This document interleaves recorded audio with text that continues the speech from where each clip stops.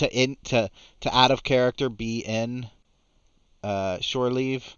I have given reason in character and out of character reasons for it. So actually, let me go ahead and read that here before we start.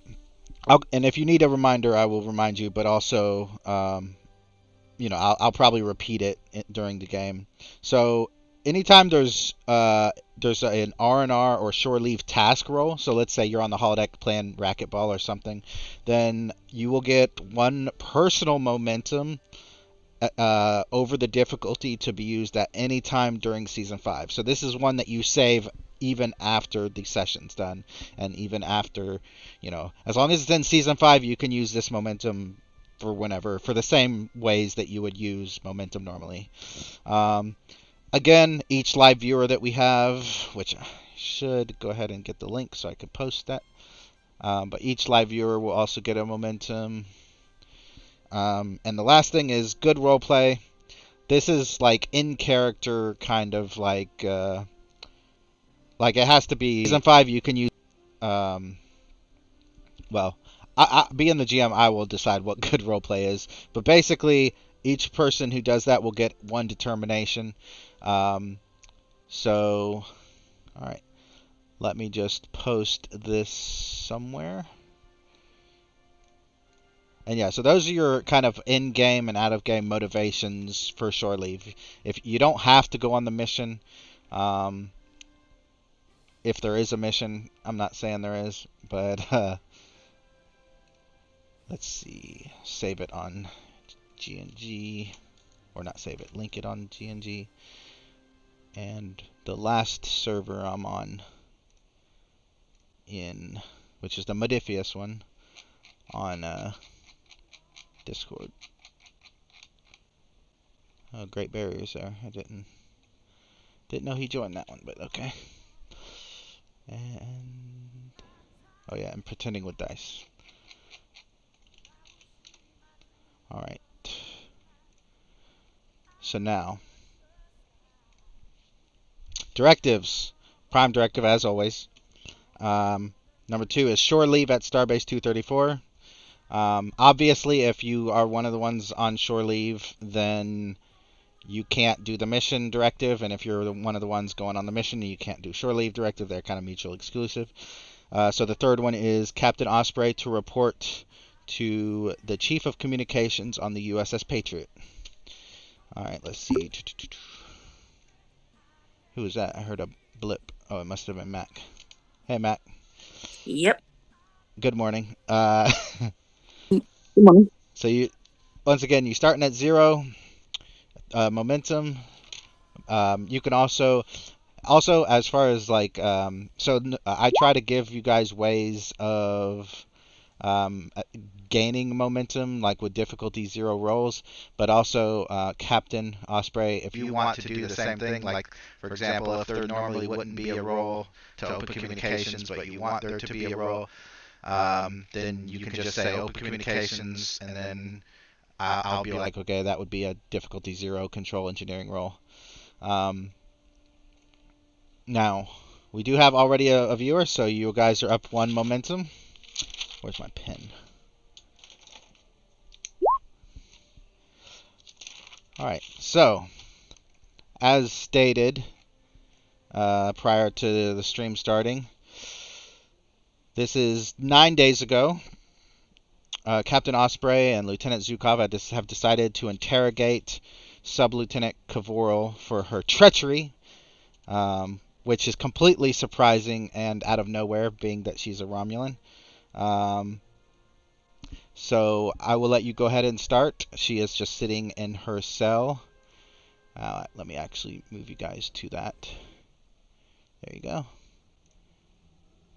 Go ahead and start whenever you're ready.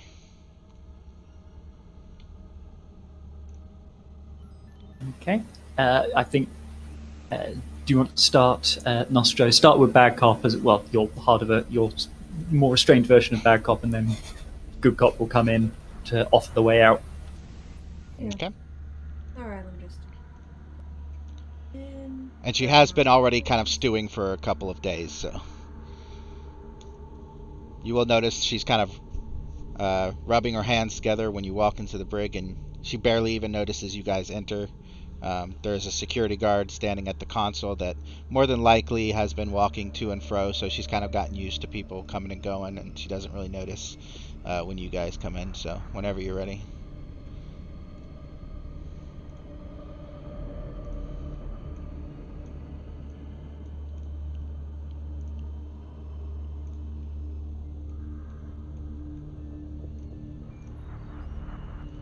I'm just checking, like, his...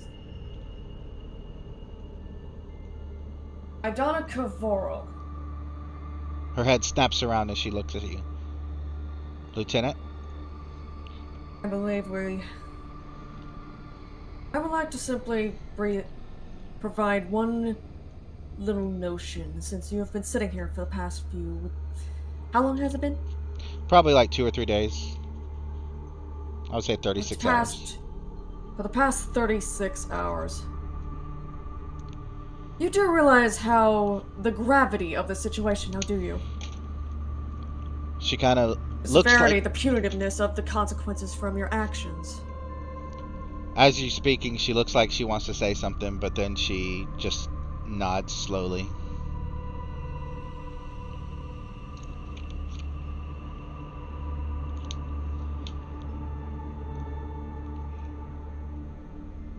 Not only will you lose your rank, but you'll be dishonorably stripped of whatever possibly could have been engaged.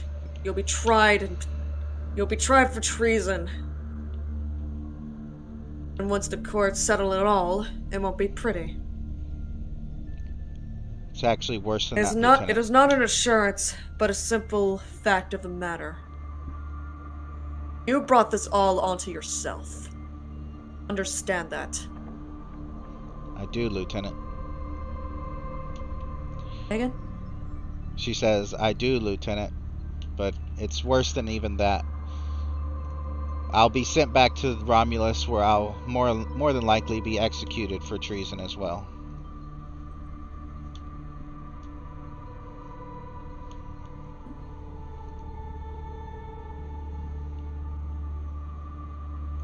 Hello? Oh, Osprey?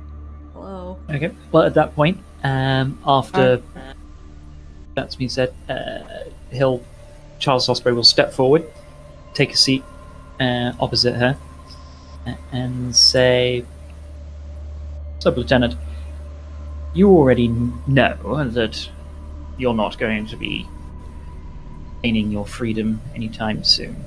You've made peace with that. But you are concerned about your life, and indeed, I would not blame you if you were concerned about the fates of friends and family on both sides of the border. So, explain to me your exit. Explain to me where you would like to go from here, and then we'll see if we can somehow make that happen." Well, I have failed in my mission, so I suppose it doesn't matter. Honestly, I just wanted peace between our two peoples, but my plan to bring that about did not work. Explain that plan. Your actions seem counter to that objective. Yes, well, as they say, appearances can be deceiving, Captain. And believe me, I do apologize for what I did. However, at the time I felt it was necessary. Why? I was in league with another officer. One of the officers aboard the listening outpost. I'm not sure what happened to him, but I assume nothing good. We were to instigate an encounter between the Legion and a Romulan station, and from there, hopefully, diplomatic talks would begin. We are not the only ones, by the way. In fact, I would say that the starbase that you're no doubt heading to... She looks at you knowingly when she says that, which you would know would be because you've already set the course of starbase 234. And she says, there are several of us there as well. all over the Federation and in the Romulan Republic. But like I said, my fate is sealed. And she kind of slinks back into the corner and stares at the floor. From her personnel file, what is her friends and family situation? Parents killed by the Tal Shiar when she was like 10. She has a brother she hasn't seen in probably just as many years, probably a decade, maybe more. No friends to speak of, more like acquaintances in the Romulan military or in Starfleet. More than likely, the people on the Legion have been probably the closest to her that she's ever been with anybody.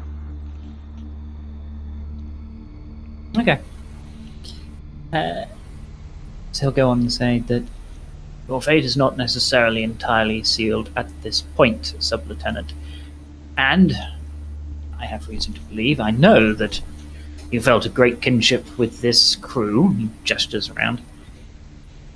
You very nearly resulted in the deaths of every single one of them. Explain to me your thinking, your actions, what you were hoping to achieve, how you were hoping to achieve it.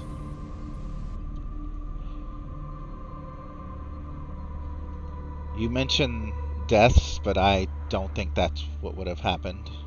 Like I said, my mission and the mission of my friend on the listening outpost was to get the Legion into communications with a Romulan station, specifically the supply depot, the power supply depot. As I said, that failed thanks to our magnificent engineer, chief engineer. But one day, diplomacy will be opened again between the two peoples, and I may not see that day, but at least it will happen. Maybe too late, though. He'll lean forward and say, and who was providing you with your orders and direction? When you say this, she kind of looks hesitantly away and then shudders a bit and pulls her arms in close, and she says, there is a sizable faction within the Romulan Republic that, although we do have leaders, we often act on our own for the best of the Romulan Republic and the Federation, although I know you don't see that at the moment. But if you're asking for my direct superior, well, he is a Romulan on the far side of the Romulan territory, nowhere near here. His last order to me was several months ago, but his order I would have followed regardless. I was actually planning on doing it anyway, to join the foreign exchange program and get onto the Legion. That was going to be my goal regardless. So it just so happened that his order to get among Starfleet was in line with what I wanted to do.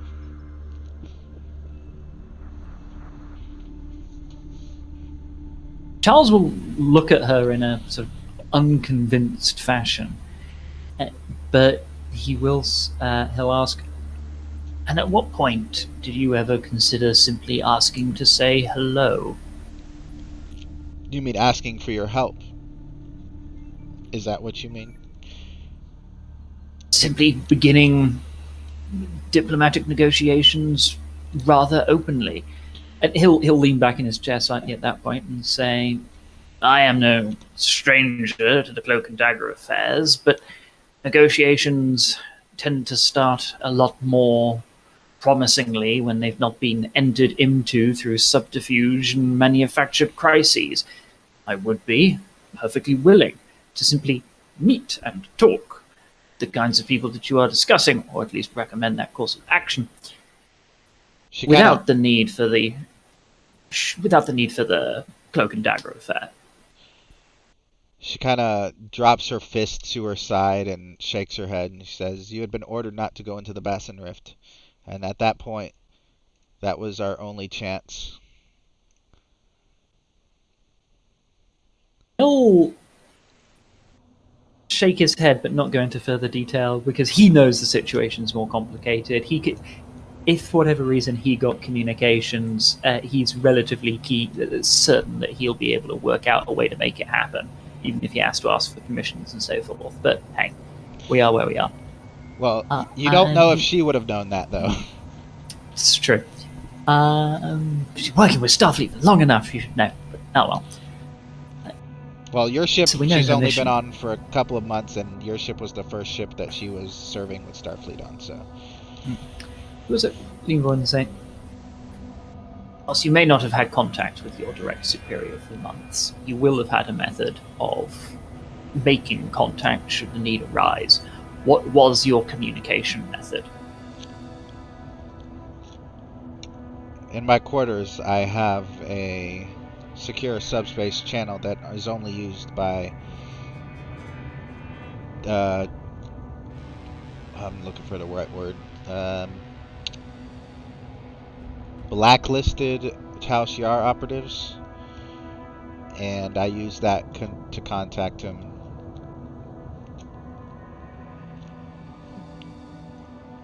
And without asking you to make up a name on the spot, is she willing to provide the name? Yeah, like I said before, your roles Okay, pretty yeah, much okay. she'll give you whatever you want.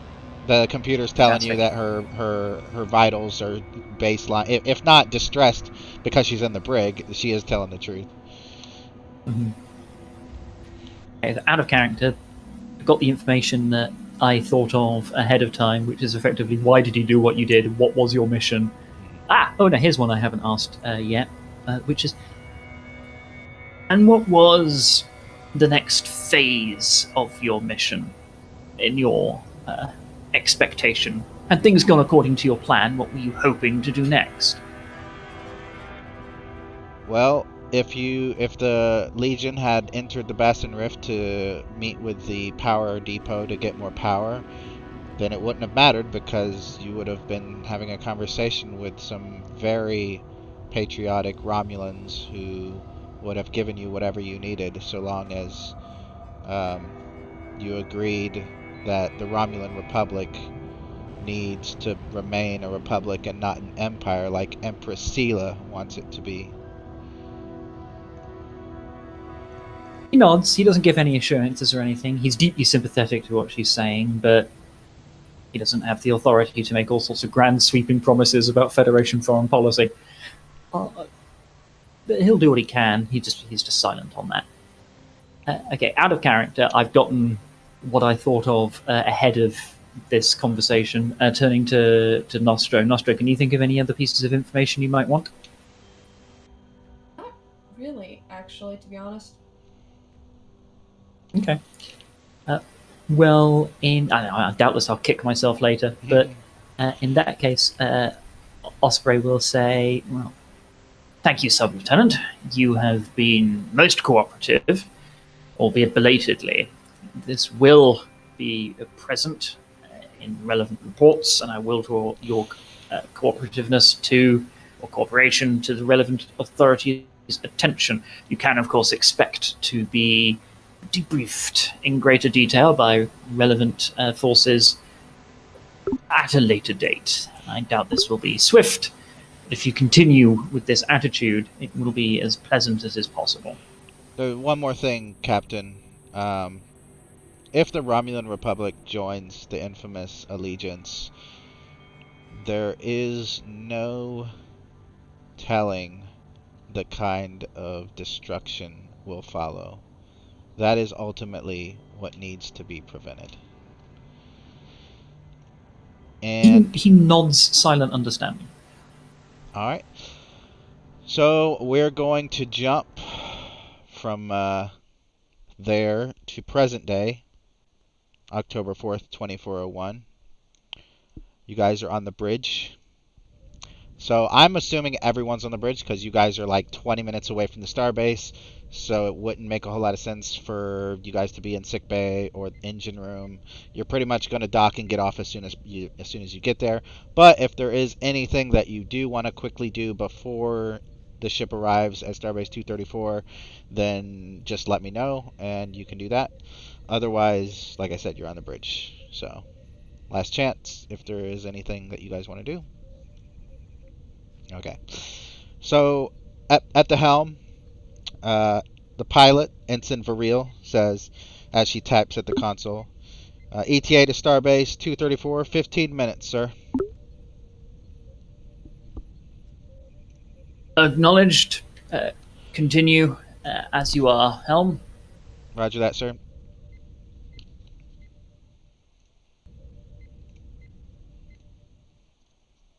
Any other orders, or are you just cruising in? What's the space traffic situation? Is this a relatively isolated outpost? Is this deep in the core? Is this... The outpost... Actually, let me jump on the map real quick. If you look slightly to the west, you'll see the new... Oh, turning that down. You'll see the new Romulan space and the new Klingon space and the new Federation space. Essentially, the Klingon Empire has been reduced by a lot. But yeah, right there you'll see Starbase 234 that sits kind of in the middle of everything. It's basically like a trading hub. I mean, it's operated by Starfleet, obviously. It's a planet with a space station orbiting it, and it's a trading hub between the major powers. You know, Klingons and Romulans sometimes go there. But generally speaking, it's basically like an excuse for Starfleet to have a forward operating base there, just in case the Romulans or the Klingons do decide to be stupid and go to war with the Federation. Then they have like a base from which to deploy. That and Starbase 157 pretty much can deploy starships and warships wherever they need to be. Same with Starbase 24 down here, in case the Klingons act up. So it's a very much Starfleet heavily militarized base, but they do have a lot of trading because of its location. Okay. Due to the fact that we recently had a stealth, possibly interdimensional behemoth ambush us that we just ran the hell away from recently, and also we've got sneaky Romulans nearby, who are up to all sorts of nefarious deeds. Osprey's a little worried that there might be something just sitting, watching, waiting for its opportunity. And to ambush us? Well, indeed. And so he will order sensors. Do your best. I appreciate it will be difficult to put out a scan. It will only be effective at short range to see if there are any telltale signs of stealthed vessels. Also, and I'm assuming out of character that we have the authority to do this as a military ship, do random scan sampling, nothing that will interfere with their operation, of the trade ships that are coming in and out around us, and perform some random checks against their declared manifests to see if there are any incongruities. Alright, so Initiating scans.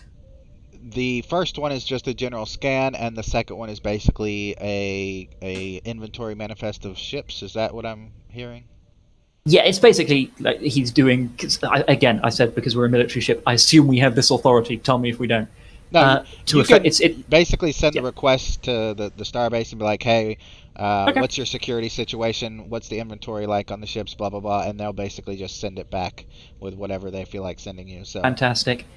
And then if we're just doing random scans on the ships nearby to see, no, this signature doesn't match for whatever reason, particularly the ones near us. He's being a bit paranoid, but he has reason to be considering the information he's got.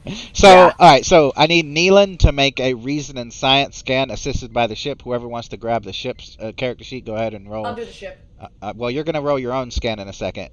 Someone else. 2 and a 5. 2 and a 5. All right, so you've got 2 successes, so you guys are up to 2 momentum, I believe. And Zukov, roll reason and security to basically check on that inventory manifest and personnel roster, and that'll be reason and security, and the difficulty 1. So as long as you get more than 1 success, you'll get momentum. And you got And what was it for Yeah. What was it for the ship? Did for you the say ship. it was The sensor science for the scan, and then we'll say computers, either engineering or science, doesn't really matter for the manifest update. okay. So sensor science 1, Okay. and then computers science an additional 1. All right. So you guys are up to 4 momentum. It looks like. Um. Anything else before you guys arrive? Like I said, you got like 10 minutes, so it's not like it's a whole lot of time. Nah, just the standard hails and so forth as we're approaching. Okay. Let's see here. Yep. About 10 minutes out, Variel looks down at her console gun, and she says, Starbase 234 is sending docking parameters, sir. Shall I bring us out of warp? Please do, Helm. Obey the docking perimeters as set out and bring us into port on 234's instruction. Aye, sir. And as that happens, we're actually going to switch over to the USS Patriot on the science lab. Ensign Sampson, you're working. Oh, turn that down a bit. Everyone likes a bit of classical music, but in the science lab on deck 4. That's going to be an important number, Deck 4, of the USS Patriot, which has been docked at Starbase 234 for the last 36 hours. Ensign James Sampson, recently appointed science officer of said starship, is working with the ship's chief medical officer, Dr. Rebecca Perry, a volunteer engineer, Ensign Delzoth Variel, from Starbase 234. They are working on a synthetic and cybernetic body frame in which a brain can be implanted rather than just uploading a consciousness facsimile into an android, which, by the way, they are currently doing as of Federation and Starfleet technology in 2401. Most of the Patriot crew are on shore leave on Starbase 234, but there's probably a total number of less than 20 people on the Patriot at the moment, which is fine because it's a Miranda-class ship. It doesn't require a whole lot of people. So, I'll turn that down a little bit more. There we go. All right, so the engineer, Delzoth Variel, walks over to you after examining his synthetic frame. At the moment, you're looking at the scans and the diagnostics to make sure that everything's working right.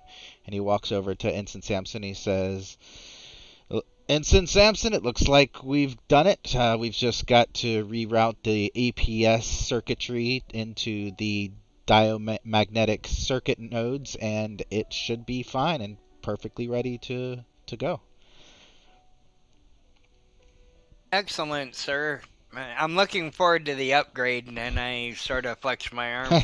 He chuckles, and then he kind of, when you flex your arm, he kind of just like almost playfully shoves, like pushes on your arm, on your cybernetic arm. He says, "You don't have to call me sir. I'm the same rank as you. I know I have 6 weeks on you. I've graduated the academy, but technically we're the same rank. You could just call me Delzoth.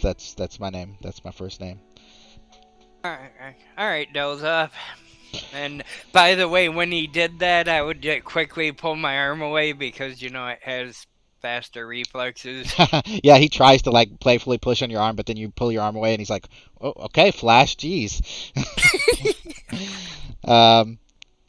So as let me get a I'll let you decide control or reason and science as you're running this diagnostic. Let me know. I think your character sheet's set up if I remember correctly. It may not be. No, Yeah, it is. Except for I wanted to get rid of transporters and replicators and put cybernetics. You're right. Let me do that. Oh, we probably have your, because it looks like you only have 3 values and 4 focuses. So we might have. Let me see if I can find another character sheet. Yeah, I think I have your new character sheet here. Let me check to make sure it's the same. I thought I updated it, but you know how my brain is. I probably didn't. Do you have the character sheet, or do you need me to send it to you? Because I found your upgraded one. I have it. Give me a minute. It's in Okay. our DMs. Okay, so your control is 9, your reason is 10, so I'm gonna go ahead and guess you're gonna use reason, and your science is 4. So I'll go ahead and make those changes right now, and then you can just change the rest later on as you need to. So yeah, go ahead and roll reason and science when you get a chance. I'll roll. I don't have. Oh, actually, I do have the Patriot ship, so I'll go ahead and roll for that for an assist. Be computers and engineering because the science is 1. Ooh, they critted. So you already have 2 successes. Oh, you got 4 successes. Viril looks over your shoulder and it's like, wow, man, that cybernetic arm really moves as you're typing away super quickly at this console. And yep, it basically tells you have one more step before this framework is completely operational. However, all of a sudden, the Patriot's power system stutters, lights flicker, and then the lights and the power dims until main power cuts out completely and emergency auxiliary power takes over. What do you do? Emergency auxiliary power took over. I'm trying to identify the failure. Okay.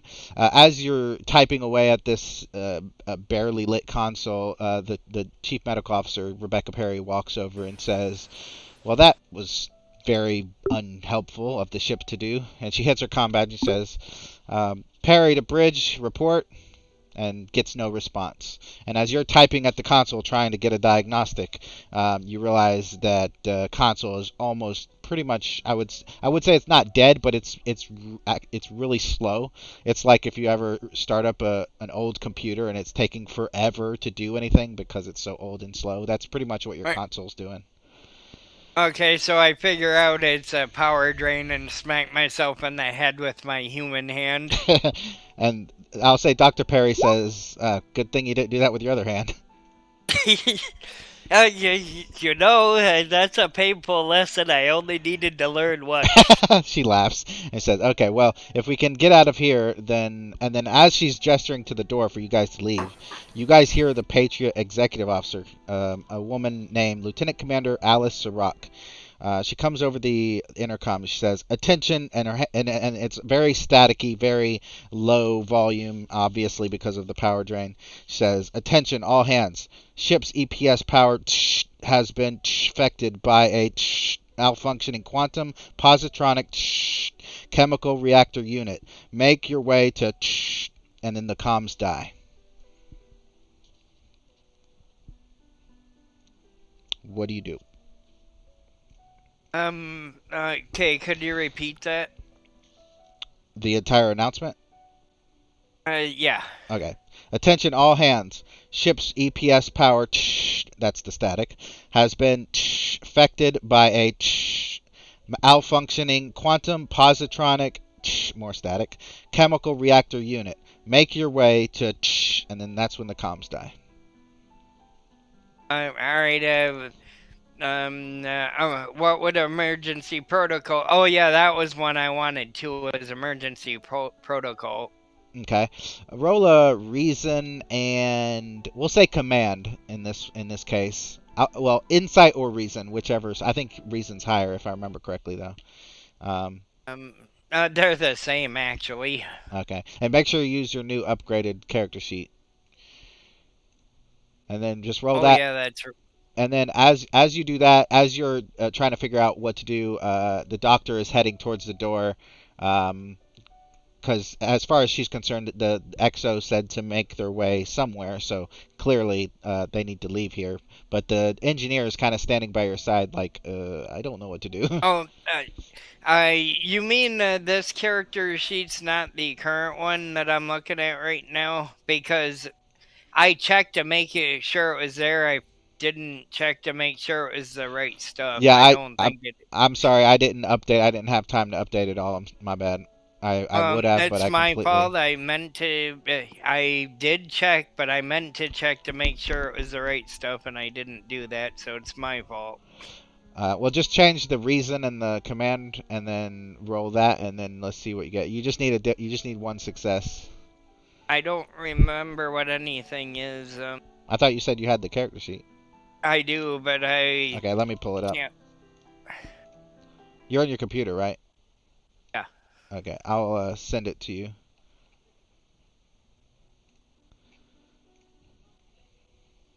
Let's see, where is there it is.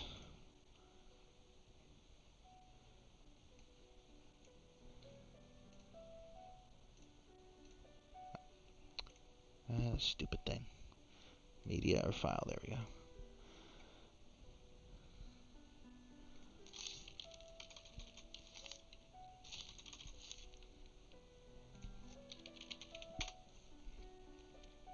Alright, got it.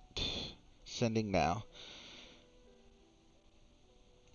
And that way, as you're role-playing or whatever, you can be updating it as well. Yeah, once this scene's over, I'll update it. And keep in mind, you also completely. have a bunch of milestones and reputation that will have to be done as well. I don't remember what they yeah. are, but... I wanted to work on that with you. Okay, well, we can do that after if we have time. So yeah, did you roll the... Actually, hold on. Yeah, I have to... doing all this, I accidentally exited out of the browser. I had to get back. Okay, so I'll just go ahead and tell you that as far as you can tell, it depends on what the cause of the power drain is, because it could be multiple things. But you did hear the EXO say make your way to somewhere. The problem is you don't know where that is, and if she said make your way to the science lab, then you could be leaving the science lab. So it seems like the doctor is content with leaving. But it's up to you if you want to follow her. She is a higher rank. She is a lieutenant commander. So it's up to you if you want to follow her. She seems to think that everyone needs to leave the science lab. Yeah, I'll follow her. She's a ranking officer. Okay. She gets to the door and tries to manually open it because obviously with power loss it's not easy. And she looks over at your arm and says, "You want to give it a try?" Sure, I jokingly put my fingers together and stretch them out. All right. Make a fitness and engineering roll, difficulty 1. Oh, that's right. Your fitness is 10 and your engineering is 4.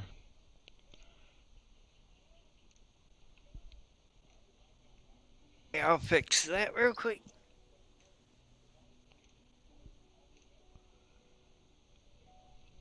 And engineering's 4. Okay, got it. And cybernetics would be a good focus to use. Yep. Alright, you guys get another momentum. And basically, with the help of the manual actuator, you pull open the door. It probably only opens, I would say, 10 inches, maybe less. But you guys are able to slip through. We are going to now jump to... And it is dark out there, but that should be a given. But we're going to jump to the USS Legion real quick. Give you time to upgrade that character sheet. And, yep, so the Legion arrives at Starbase 234 10 minutes later. You guys received the docking parameters, and the pilot, Ensign Viril, is putting it into her console, and the ship is pulling up. Actually, let me go ahead and show you what it looks like in space. Well, if you scroll a bit over, you'll see the planet at a distance. The ship is coming in. I'll move you to another... Actually, I wonder if this map... Yeah. Move you over to this map. So the ship is coming in for docking. If you look to the left, you'll see the Miranda class there, kind of already docked. That's the Patriot. And I'm not going to make for real roll, unless you guys want to, but I think you guys have plenty of momentum. Yeah, ship docks. And it's now time for you guys to depart and get on the starbase. I'm guessing we didn't get any strange anomalous readings coming off of the Patriot as we were approaching. So what is that weird thing it's venting into space or something like that? Actually, make another. So your previous roll was at a medium range distance. Now that you're at close distance, Neelan, make a reason and science roll, difficulty 3, and the ship, the Legion, may assist with sensors and science. A 1 and 11. All right. I'm guessing your reason and science is under 11. If so, then you would get 3 successes. And what's that? A 4th success. So you have 1 momentum, so you're up to 8 momentum now. Yep. All right. So you are discovering that when you're scanning the starbase, everything is perfectly fine. But when your sensors touch upon the USS Patriot, there's some interference. You're not really sure the kind of interference. It's something that's causing your sensors to basically give you kind of faulty information. Kind of like how if at night when you turn on the flashlight and you look out in the woods and you're like, I think I saw something, but it's really just shadows playing tricks on you. Yeah, basically sensor shadows. That's a good way of looking at it. You're also detecting a bit of radiation, but you're not, as of right now, it's not a whole lot of radiation. It's like slightly above normal. But other than that, you can't really tell anything else from the Patriot. Communications. Alert Starbase 234 to the anomalous sensor readings, and in particular the radiation hazard we just detected. Then attempt to hail the USS Patriot. Yes, sir. Comms officer says. She taps at the console, and she says, Patriot's unresponsive. Starbase 234 is responding, sir. And on screen you see this individual. Let me find a Vulcan, a Rear Admiral, appears on screen. He says, this is Rear Admiral Shalak of Starbase 234. What is it I may help you with, sir? Or Captain? Rear Admiral Shalak, this is Captain Osprey. On approach to your station, we noticed that the USS Patriot, currently docked with you, was displaying some anomalous sensor readings and appeared to be producing abnormal, though not currently dangerous, levels of radiation. It is not responding to hails. As soon as you say that, he turns to like a nearest Starfleet officer that you can't see on screen, and he just nods, and he turns back to you and he says, we see that too, Captain. We did detect some anomalous readings. We thought it was a sensor malfunction, so we were running some diagnostics. But now that another ship has detected it, it's something we can't ignore. Please make dock with us, and we will put together a team to investigate. Sherlock out, and he goes off screen. What's up? Hey, Captain. I'm a decent enough engineer, but can me and the engineer go over and see if they're having an engineer problems, can we go over and lend their assistance to them? This was about to be my suggestion, but please take a small security detail with you as well.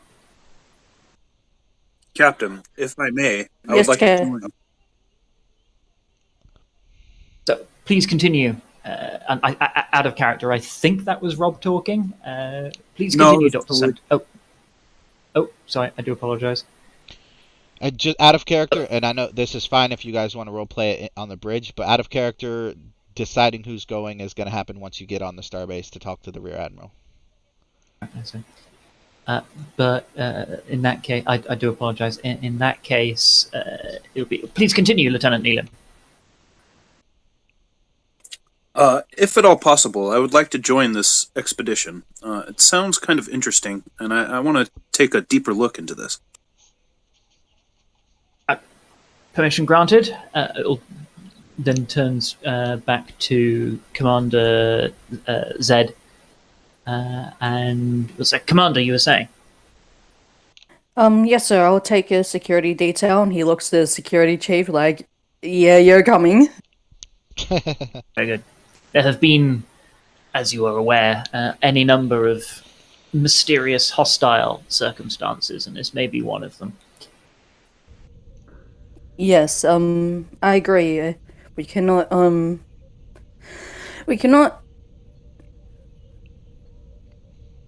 pretty much, we cannot know what we're walking into when we get there. Indeed. And then he'll turn to communications and say, I doubt this will go straight to the Admiral. It'll go to somebody who's dealing with more routine matters. And just say, communications, notify Starbase 234 of our proposed party to assist with investigations regarding the USS Patriot. Aye, sir, the comms officer says and begins tapping. At the moment, Variel looks over and nods. Captain, we've completed docking procedure. Thank you, Helm. Before he authorizes people to leave, I'll turn to Dr. Santosi. Oh, yes, please continue.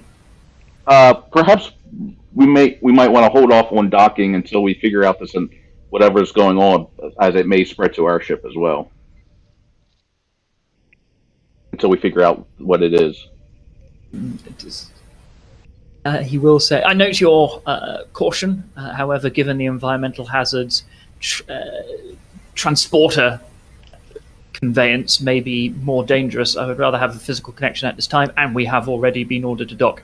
However, I would be grateful if Lieutenant Nolis, before departing, could ensure that there are adequate protections against any contagion from the ship, from the starbase to the ship, whatever this may be. Although it does not currently look as though the starbase is affected, I'd be grateful for their work. Also, Dr. Santosi, are you able to spare any medical personnel just in case there is a radiation hazard aboard the USS Patriot that require more immediate assistance? I'm already notifying my staff to be prepared for radiation sicknesses and treatments, and they are at your disposal, Captain. Thank you, Doctor. And yeah, other than that, we've docked, and he'll let these people get to the business. Okay. You hear your comm badge chirps. Training officer Sawal to Captain Osprey. The cadets are on their way off the ship. We're also seeing several dozen engineers and security officers making their way off the ship. I would say that the entire crew could be disembarked in less than 30 minutes, sir. Acknowledged. He's gonna. Carry on. He's gonna go, Lieutenant. Carl, make sure you come up to the bridge immediately. Car's already on the bridge. The people I need is on the bridge. He'll just kind of wave quietly with a smile. To the training instructor, Osprey will respond to that message and just say, acknowledged, training instructor. Please keep, until further notified, the cadets and any people on shore business away from the sections of the station containing or that are near the USS Patriot's docking point. Also, we must ensure that an appropriate contingent remains aboard the Legion at all times to ensure its integrity and ability to move off in a crisis. Out of character, aka a functional skeleton crew. Yeah. The petty officer over at security turns to you, Petty Officer Ravel. She says, "Sir, I have already established a security division to stay aboard the ship. Also, do you have any plans for escorting Kavoral off, or would you like me to handle it?" Excellent work. I will make contact, or please make contact with Starbase 234's own security personnel and arrange a handover at the airlocks. Aye, sir. All right, so everyone begins to leave, or? Yep, out of character, it is Charles's plan to, and now I have to remember his name, hang on. To remain aboard the bridge until he gets one or two reports, because he imagines he's going to need to talk to one of the two admirals in person. And then he'll hand over formal command to Commander Dawson. Okay. So who... repeat that one more time? It sounded like you were saying you were waiting for someone, but you didn't say who. So can you repeat that one more time? So it's essentially a wait until he gets the first pieces of feedback from the team that's going aboard 234 to go help with the USS Patriot. Because, of course, Osprey has to go to the USS Patriot as well. But wait until he gets the first wave of feedback so he can coordinate things. And then, if things go as he anticipates, his plan is to go off ship, follow on, talk to either one of the two admirals in person as required. And at that juncture, he'll hand the bridge over to Commander Dawson. Okay. So, does everyone have the ability to delete their tokens? Because I'm going to ask you, if you do, to delete whoever's leaving the bridge right now, so that I know who's on the bridge. And okay, so Dawson for real's definitely going. I cannot. I can't do it. Who's that? Tully. Oh, okay. Yeah, I got Tully. you. All right. So, yep. I would say probably 5 minutes after everyone starts filing out of the bridge, you get a communique on your comm badge. Captain Osprey says, "This is Admiral." Oh God, names. This is Admiral Shalak. I would like to meet you in corridor 32B, just outside the airlock of your vessel, if at all possible, sir, Captain. Acknowledged. I am on my way, Admiral. And Osprey out. as you leave, Dawson just nods and takes a seat as a couple of like lower ranking crewmen enter to kind of take over the various positions on the bridge. Yep. All right. So, quarter. All right. So you guys exit. You see Petty Officer Ravel take Cavoral away down the corridor towards a brig. And Shalak is there. He is also with another officer, a Bolian woman with commander rank and gold uniform as well. Yeah, that's it for now. Let's see.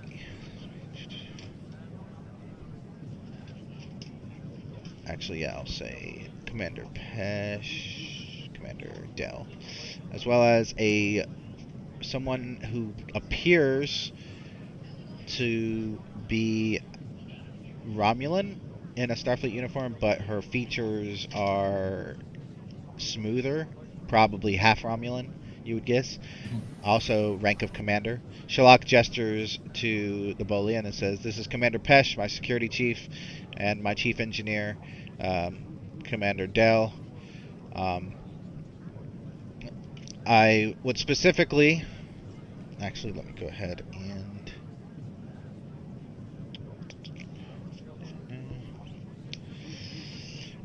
You may release the rest of your crew for shore leave. However, he kind of looks over to Dr. Santosi and he says, I would request that you keep her here first. And he kind of looks over to Lasco and Carr and Neelan and pretty much anyone who's not Santosi or Osprey. And he kind of looks at Captain Osprey with like a pointed look. He says, I was informed of your upcoming meeting with the representative of Starfleet Communications, and I have decided to ask for your assistance in this matter. Because you're technically supposed to be on shore leave, this is not something that I can order you to do. However, like I said, I am asking for your assistance. What is your plan, if you have one, Captain? He says, of course, Rear Admiral, it would be my pleasure. My immediate plan is to assist, I'm sure, your very able staff with a compliment from my own crew, and gestures to the various staff members, to assist with the perplexing circumstances regarding the USS Patriot. My chief engineer, Commander Dell, she steps forward and nods. He says, she is going to be my eyes and ears with your team. However, I would like you to take as little people as possible not just because we don't know what's going on, but because your crew, whoever goes on this little expedition is not going to get the shore. More than likely, is not going to get the shore leave that they came here for. So choose wisely. I would definitely like Dr. Santosi. He directs his eyes once again to Santosi, but he says her name as if he knew she was coming. He says, "I would definitely like Dr. Santosi on this one, if you don't mind. But the others are up to your discretion, Captain.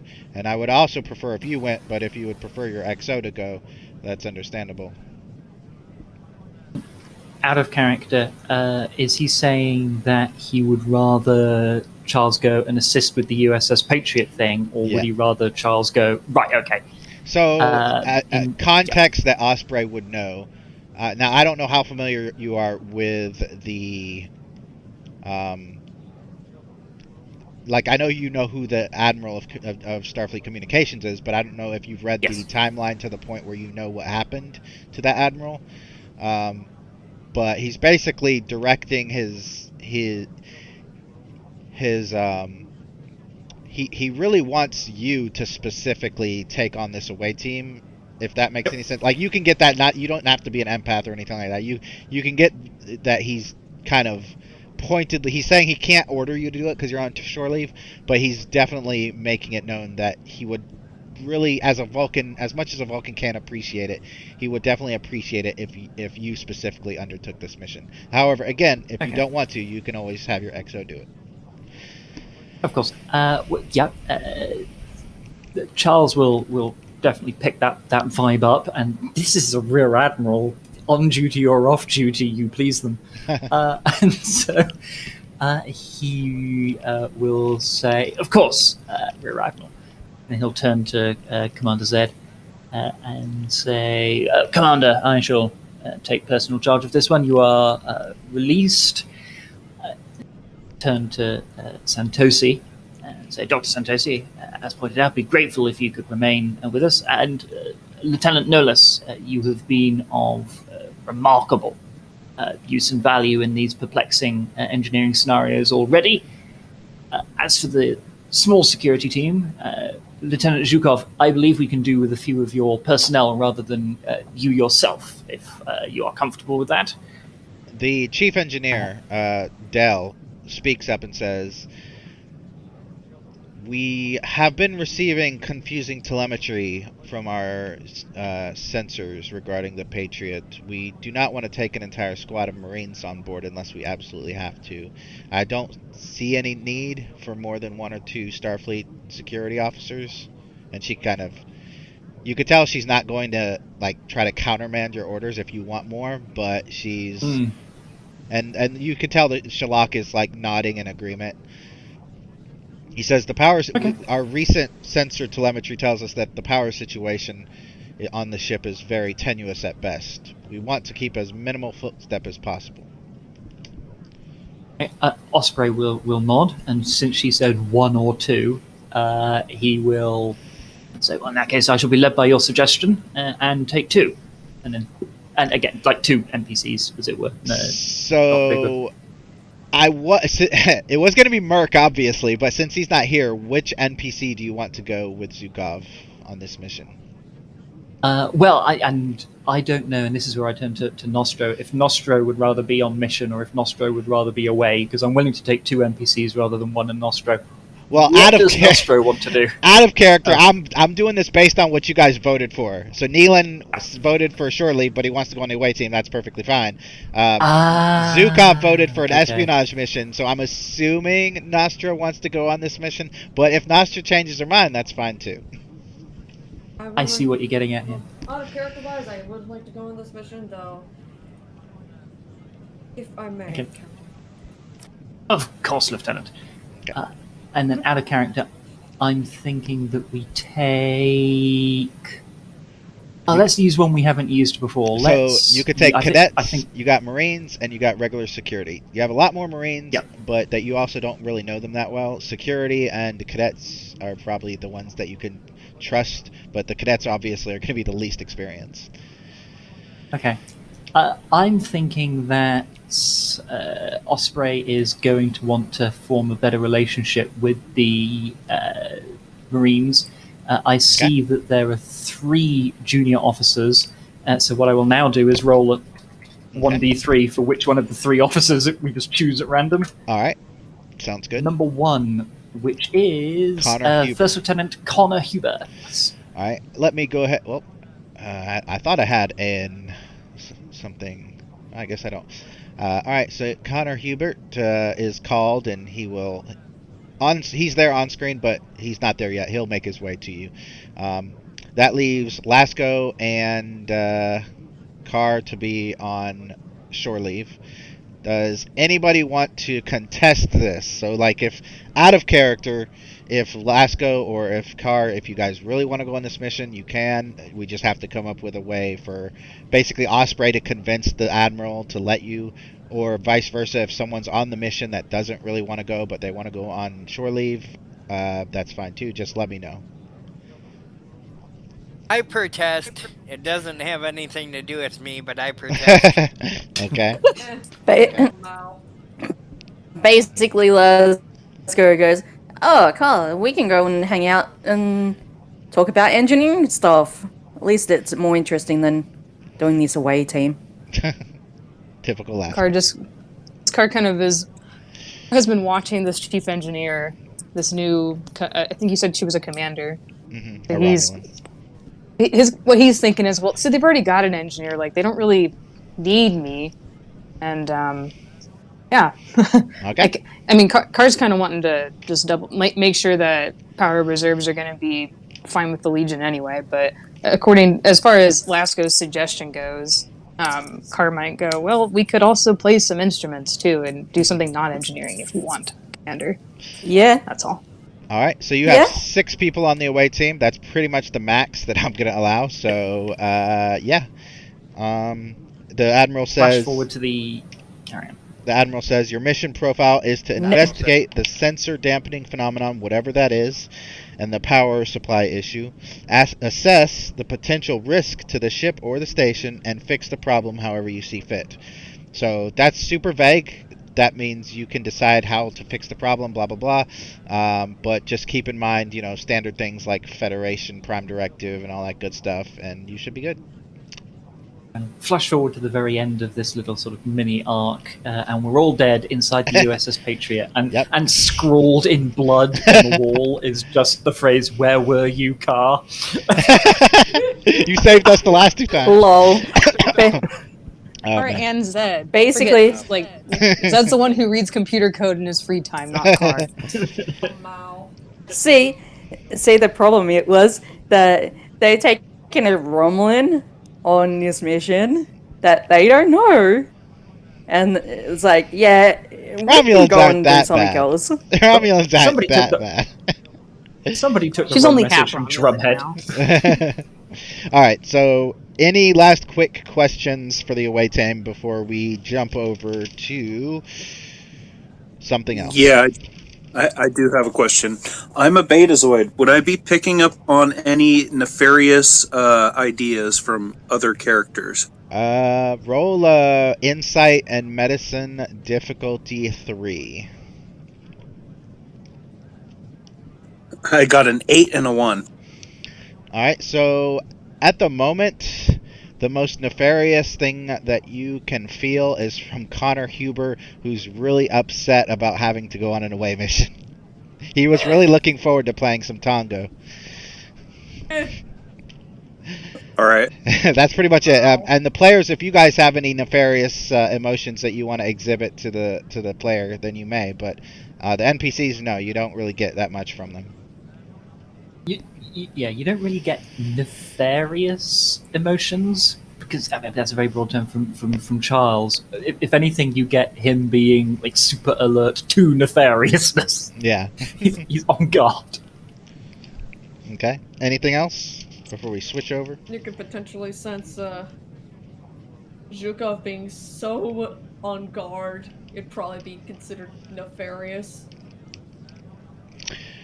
So, A few moments later, as you guys are walking, before we switch over, this happens. As you guys are walking like towards the airlock where you know the Patriot would be, you see a very familiar person, Ensign Aileen Varil, like running towards you, and she stops, almost out of breath, and says, "Captain, I just talked to an engineer. He said sorry, I was looking forward to seeing my brother here. He works on the station, but he's on the Patriot. He was helping them when this whole thing. If you, I know I'm a pilot, I won't be much use, but if you could if you could just let me on your team, I would greatly appreciate it. So here's what you have to do, Osprey. You have to either say no or release one of your NPCs to allow her to come. Okay. Insight security to see if she's up to no good. Yeah, that's a 0 difficulty, dude. Okay, cool. No, she's completely sincere. Yeah, alright, cool. And we're already at max momentum, so it doesn't matter. Yeah. Okay, she's completely sincere. He'll step forward, and I'm assuming she's obviously emotionally worried. Yeah. And try to put a calming hand on shoulder, and say, I just want to check one thing real quick. Okay. Ensign Varil, I appreciate and fully take on board your stake in this matter and how much this obviously means to you. If the situation is bad, which we do not yet know it is, we are going to need a small team of people with the most immediate skills. You are an excellent and capable helmswoman, but that skill set is not going to be immediately required on this mission. The best thing for your brother's well-being is to allow the team as it is currently comprised to go ahead with this mission. That's the best chance your brother has for survival. You understand that, Ensign? Well, let's see if she understands that. Roll a presence in command. It's going to be contested against her. You know what? She wants to go on this mission really bad. It's going to be daring in command for her. Actually. Okay. Yeah, have daring. Yep. I'm going to, since we've got loads of momentum, I'm just going to use one of them. Okay. I'll let you roll first. Yeah. That usually means I've used threat.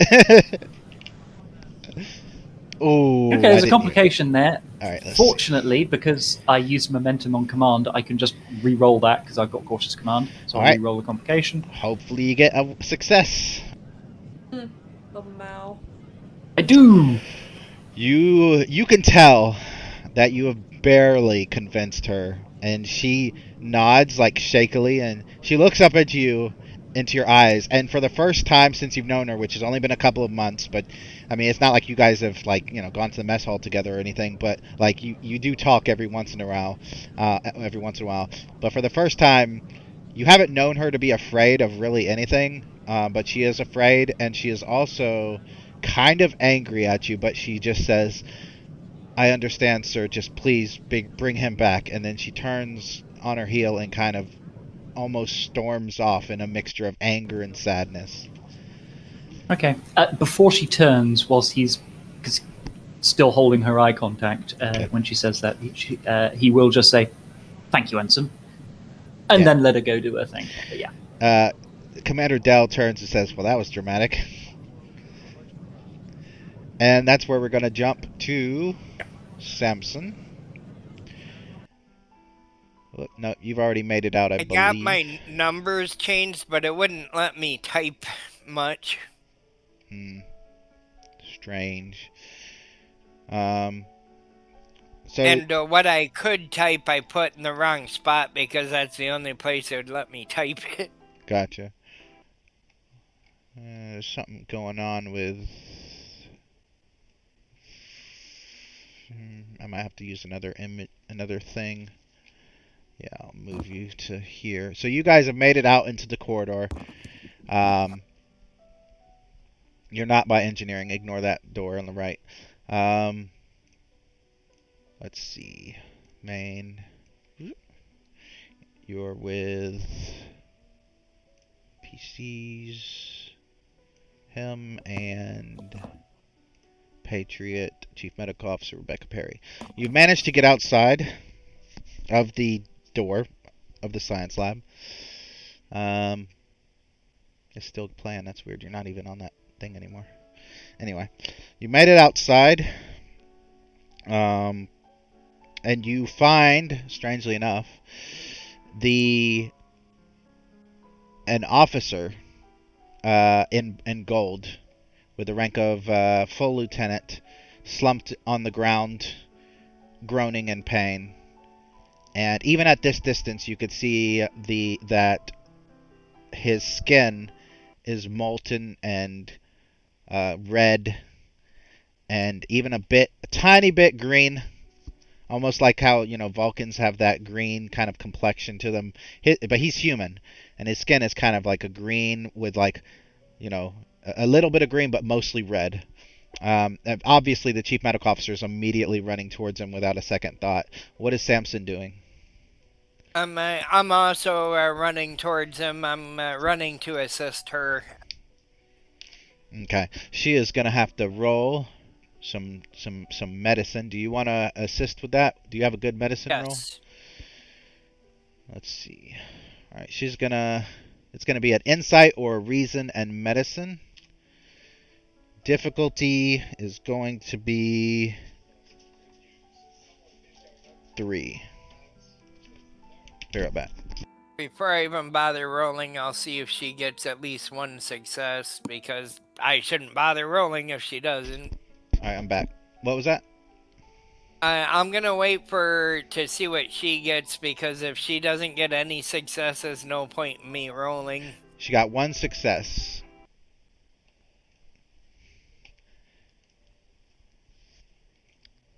What was that I was saying Whoa. about my rolls are always horrible?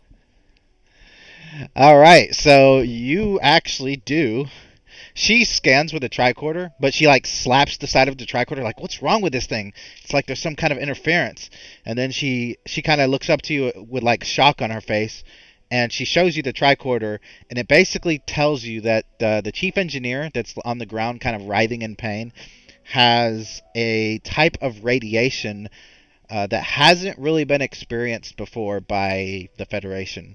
This is a plasma-based radiation, which really isn't a thing. At least in real life, I don't think it's a thing. But in sci-fi, it is. So this plasma-based radiation it's not like if an EPS conduit exploded and burnt someone. It's more like something infected this person, like from the outside, and then came inside the person and is causing all of their cells to basically become flooded with radiation poisoning. But she says we need to find an EV suit locker immediately, and she kind of gestures to wherever an EV suit locker is. And I'm actually going to spend threat to say that you notice as she's moving towards a locker that her hand has started to become slightly green. What's her rank? I'm sorry. Lieutenant. I think it's Lieutenant Commander, if I remember correctly. Let's see. What would I call her, Lieutenant or Commander? Because you can call her Doctor. It. She's a doctor. Okay, yeah. Doctor, your hand. She looks down and says, and she backs away from the locker, and she says, "Get your EV suits on now." And she makes sure that she's stepping away from you guys closer towards the man who's lying on the ground. She goes back to him, trying to she's typing on her tricorder, trying to figure this out. Like, how is this even a thing? Go ahead and make an. When she says to get an AVA suit, I go, yes, ma'am. Okay. I'm not going to make you roll to put on a suit. I'm just going to say you do that. But I do need an insight security roll. This is going to be a scaled difficulty. So basically, I'm not going to tell you what the difficulty level is, but depending on how many successes you get will depend on how much information you get. Would emergency protocols apply? Not in this situation, unfortunately. Okay. Oof. Yeah, you put on... Yeah. There we go. That's more like my usual. I know, right? Let me roll for Delzoth real quick. He's not super great at, anything. I mean, except engineering, but maybe he's got something to offer. Oh wow, he does. Um, after you guys have like the final piece of your suit is the helmet, and you put yours on, but he doesn't. He sets it like kind of on the crate to the side and looks around. He says, "Did you hear something?" And Samson, James, yeah, he would call you James. You're the same rank. He's like, James, did you hear that? And of course, you didn't hear anything. No, I didn't. What did you hear? I could have sworn I heard footsteps, but I'm just hearing something. I'm just hearing things. It's nothing. And he goes ahead and puts his helmet back on. I go, wait, but before you do, and I check him to make sure nothing's turning green. Nope. As far as I mean, it is kind of dimly lit, being the power's down and everything. But as far as you could tell just by glancing at him, he doesn't seem to be any different than you, besides the normal blue skin. I'd be like, all right, I was just double checking. You're hearing things. We don't know what this is, so I was just making sure. Okay. So as you're talking to him, you hear the long beep as the chief engineer passes. The doctor gets up and heads towards the locker to put on her EV suit, even though she's pretty sure it's pointless at this point. But she does it anyway, and she says, "We need to figure out what's going on. I'm sorry to have to drag you guys into this, but we need to figure out what's going on and try to hopefully mitigate it to make sure it doesn't affect the starbase as well." All right. Anything else you want to do, Samson, or are you good right now? Well, let's see. I'm trying to go over what I currently know. Mm-hmm. The medical officer's screwed pretty much. I do agree with her in getting in an EV suit, because that means we can evacuate her and put her in quarantine somewhere. Okay. Let's see what's her stand. Did she give me any orders before I decide to do anything on my own? Well, she's gonna say after she gets her EV suit on, she's gonna suggest that they make it to the above deck 3, where the airlock doors are, and try to either get off the ship or find a location that's not irradiated with an alien radiation, and try to basically just get away from where they know the radiation is, which is this deck. Yeah, understood. I'll help you carry. Oh wait, we're probably gonna leave the engineer because he died. Yeah. So as after you guys, I'll tell her that I'll go ahead to open any doors that need to be opened. Okay. So as you go to open some doors, you notice that all the monitors and screens and panels on the corridor bulkheads, they all say the same thing in bright red letters: ship-wide lockdown and power conservation mode in effect. Radiation quarantine recommended. And as you... What would radiation quarantine emergency protocols be? Well, normally in a ship like this, if a ship detected enough radiation to irradiate an entire deck, it would automatically do it, but for some reason it hasn't. And the protocol automatically do what? It would automatically engage the quarantine, which is basically lock all the doors down, make sure no one is able to leave or enter, start pumping out gas or some kind of mist that will effectively irradiate someone. Yeah. Basically sci-fi magic to eliminate it, but for some unknown reason this is not happening. I'm gonna go to engineering. Oh wait, no, I'm sorry, I'm helping the doctor. I gotta remember that. Yeah, so engineering is like several decks below you. She says, being the doctor, that she wants to go to the above deck because at the very least, even if we can't get off the ship, there is an auxiliary control room one deck above that, which will give them more control of the ship and they can figure out what's going on better. All right, yeah, let's. I'll follow her advice and we'll get to the deck above us like I was originally doing. Okay. So while you're doing that, I'm going to jump to Lasco and Carr doing their Whatever we're doing. yeah. What? Speaking of which, this is a star base. There's a lot to do. What do you guys want to do? He goes, I don't know much about this starbase. Well, all star bases have holodecks. They have restaurants, Yeah. bars, traditional things that a city would have essentially. He goes, the starbases are basically got everything we need. So As you're walking down the corridor behind you, you hear a familiar voice. Oh, I can't believe he sidelined me like that. And you hear it's Ensign for real. Ensign.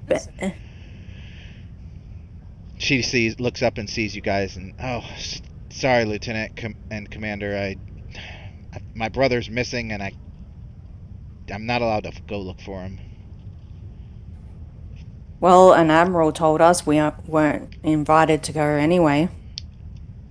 Yeah, but your brother, as far as I know, isn't on the ship, so I think it's a bit different. I was going to be heading going over there, but seems like he wanted the captain on with few people. Well, I don't care about that. I just want to get my brother back, and I don't see why that's so difficult to understand. I don't know why I couldn't have just gone with him. I mean, I can handle myself in a security situation. Well, Might not just be security, though. What was that? So it might not just be security. You were on the bridge. You saw the readings. Maybe not, but it's just not fair. It's my brother. I should be able to take the risk. I'm very curious of why the admiral was so adamant for the captain to go on. Like I said, I don't care. None of my business. I just want my brother back. Hey, why don't we go and do some external scans of the ship? What do you mean? Tricorders are barely effective according to the chief engineer. We can use the we can go to the docking clamps and scan from there. Yeah, well, like I said, tricorders aren't going to be much useful with whatever is causing the interference. I'm not saying tricorders, the computers themselves. You guys hear a really gruff voice say, "Nolus, is that you?" And a Tellarite begins walking over towards you guys. And Carr, you'll recognize him as me looking through my notes. Yep, Gench. Lieutenant Commander Gench approaches you. He's wearing a gold Starfleet uniform. And he says, "Well, I'll be. It's been, a while." Yeah, it has. I haven't had to go back to hospitals for anything lately. Apparently you haven't either. How have you been? I've been fine. Just recently transferred here as security. I'm one of their deputies. I manage 4th sector, but what are you doing here? Well, believe it or not, I'm on shore leave, actually. Somewhat forced shore leave, though, but shore leave. Yeah, don't you just love the Federation and Starfleet's mandatory have fun days? Well, yeah.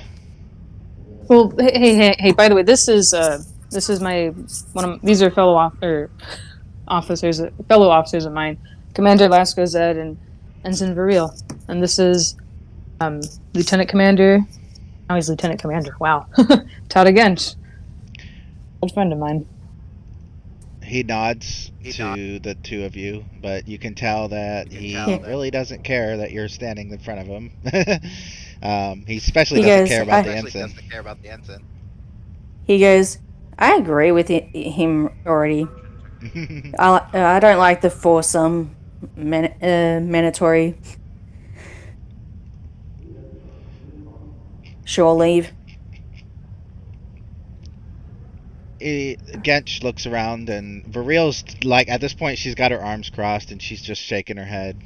And he looks over and he says, "Look, a friend of mine runs a restaurant down the way. If you guys want to stop by there and get a drink, I've got a lunch hour coming up." That's a drink date. He looks to Carr, doesn't really care to look to Viril, but he wants to know what Carr says or thinks. Yeah, I'll let you know, Gench.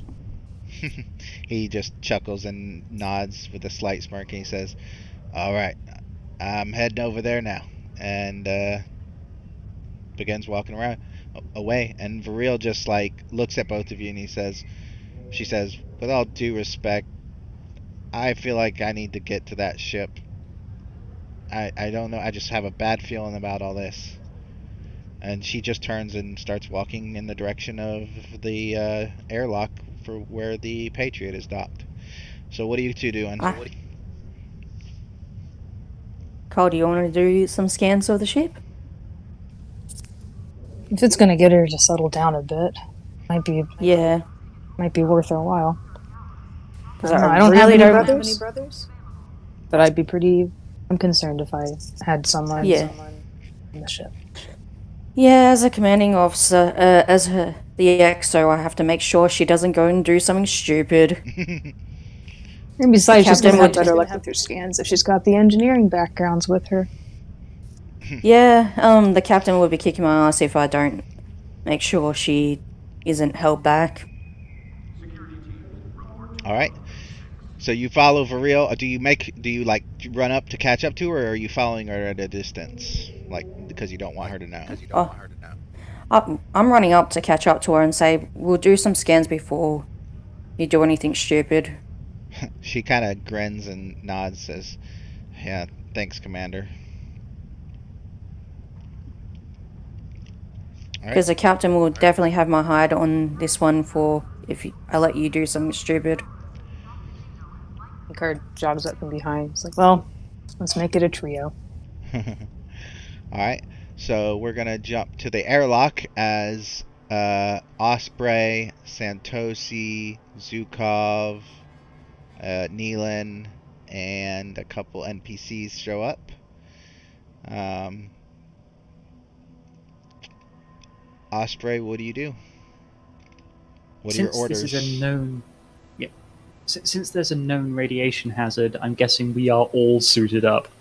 They don't know that's a radiation hazard because their sensors are not telling them anything. Okay. Well, the Sovereign's sensors told us that. Not the Sovereign, but the Sovereign classes. Did it? Yeah, you said Yes. putting out mysterious radiation. We also alerted 232 to that. Okay. Yes. So you can go ahead and put on some EV suits. And do you have a particular way of going about entering through the airlock, or are you just gonna have the engineer open it and then walk in, or what's your plan? I'm thinking that Osprey will turn to I think it was Dina, the engineer, and say, "Are you?"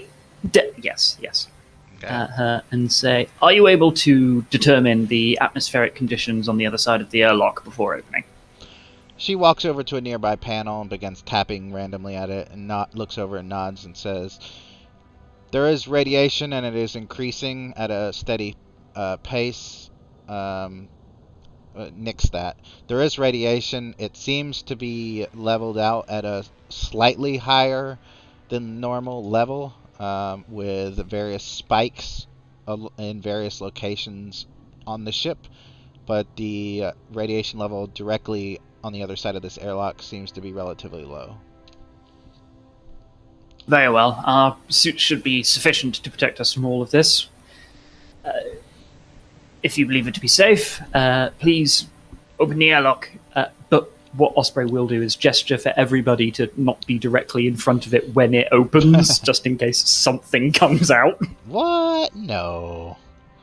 All right. So the airlock door. She opens the airlock door, and obviously, being power down, it's dark. There's flashing red lights. The whole 9 yards. You notice Neelan, whoever has a tricorder, which I assume are the science officers and medical officers. The tricorder isn't doing too well at this point. Like, you can barely detect, 6 feet in front of you. But so it's going to be extremely difficult to use. You will also notice, and as well as I believe Shalak told you, that your communications will be offline once you go inside. So, yeah. Who goes in first? Well, if everybody's hesitant, Osprey will lead by example and step over the threshold. I'll step over. All right. So Hello. you guys enter. You see the same flashing kind of red signs along the monitors and screens on the wall. Ship-wide lockdown and power conservation mode in effect. Radiation quarantine. Highly recommended. I added the highly. It doesn't say highly, but that's basically what it says. The Marine is going to have a Type 2 phaser. What is Zukov taking weapons-wise? Almost likely a standard in case were to occur. Does anybody have a light source? Because it's pretty Give me a dark. second again. God damn it. Give me a sec. Okay. Does anyone have a light source? Yeah, I do. Yeah. Okay. So I think since we know there's a power problem, it would be okay. wise to carry those. So EV suits come equipped with that's 2 right. light. You're wearing EV suits. So basically it's typical standard horror movie cliche of like everything's dark around you except for the flashing red lights and whatever your light is beaming on at the time. However, down the corridor, and you are on deck 3, by the way, that will be important. But down the corridor, you do notice 3 individuals lying in the corridor. Actually, I'm going to go ahead and take you to that page. I think it's 3. Hopefully it's 3, because I said it's 3. Yep, 3 individuals are lying in the corridor, down the corridor. As you're moving slowly towards them, you can tell at this distance just how they're lying. They are no longer alive. What do you do? Santosi would rush past the captain with her medical tricorder and start trying to scan the 3 down bodies. As you do that, the Captain Osprey will just order, do not touch them and maintain a safe distance. So the doctor alone make a reason and medicine roll, and I need everybody else, not the doctor, because she is specifically rushing past to do this, to make an insight. I'll turn it down a bit. An insight and security roll. What's the difficulty? For the reason and medicine, it's going to be a 3. For the insight and security, it's going to be a 5 with a complication range of 2. I'm buying 2 momentum. Okay. Would this be something that constantly watching would apply Yep, for? absolutely. Probably the most, the biggest. Fantastic. Good grief. I will buy, let's see, how much have we got in terms of momentum? I think we've got 6. 5. I will buy 2, taking us to 3. But my difficulty is only a 4. Here we go. Oh, 1 shy. Don't worry. I made this intentionally difficult. I screwed the pooch. What'd you 19 and 4. 19 and a 4. Oof. All right. Well, the good news is, there is no good news on that. I forgot the difficulty was high, but yeah. All right, let's see. Not Rebecca Perry. I'm looking for who was it going with you? Oh, the Marine. That's right. That's who I was looking for. Marine. Does anybody want to take on the Marine? I guess I would have to actually give him some stats first. So, alright, there we go. Alright, so I'm going to start with the lowest. 3 for Nostra. Oof. Complication, but you re-rolled. So that is 3, which is good. No, and okay. So I'll give the doctors first. You definitely detect a plasma-based radiation, which is odd, as I said before. You also detect that the radiation has killed her and her, but he was killed with a typical plasma burn that basically incinerated half of his face and shoulder and chest before killing him. However, as you look around, you don't detect any explosions which could have done that. I was going to ask if that was from like a console blowing or possible fire, like phaser fire. So that answers that. Yeah. That answered that pretty much. Yeah. I was to the captain. I'm like, Captain, these two died from the radiation, but this one looks like non-natural causes. We should probably be cautious. Yeah, phaser at the ready, and I'm assuming that the security team are doing the thing of like looking behind us, etc. Not everybody's staring in one direction like a bunch of lemmings. No. I'm about to give you the results of your guys' amazing rolls. So if you rolled a complication, you're starting to feel like you're being watched, but no matter where you look, you do not see anything, and you don't hear anything. If you just flat out failed, which I believe some of you got 3 successes, you guys you don't feel like you're being watched. You feel like everything's fine. However, you do hear like a wrench fall maybe a couple sections down from you guys in the corridor. So what do you want to do? Well, unless anybody has any suggestions, Osprey would turn to the combination of Lieutenant Nealon and Commander Dell and say, Lieutenant, Commander, these forms of radiation, to the best of your knowledge, what could cause this? I feel like there's somebody on this ship. I feel like we're being watched right now. And from the sound of that little clink down the hallway, I just don't know what's going on. I appreciate your insight, but that is not quite an answer to the question. What could cause this kind of radiation damage and these kinds of burns? It may help us track the source. Follow the sound, sir. He'll say, that is not the insight that I'm looking for. What, as a matter of science, could cause this? What kind of energy? What kind of discharge? What kind of device? Osprey, you Yes. look as you're talking to him. Behind him, Commander Dell, the half Romulan. You can swear she's reaching for a dagger in her belt.